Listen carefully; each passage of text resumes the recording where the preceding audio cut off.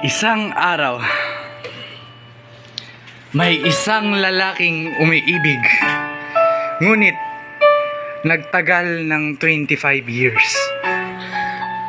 Ngayon ay bumalik na siya para ipakita ang kanyang pagmamahal muli sa kanyang minamahal. Nahihirapan na siya natanggapin dahil iniwan siyang nasasaktan, nalulungkot, nagyayamot. Ngayon, siya ay hindi tinanggap. Siya ay nabaliw sa kapugian niya.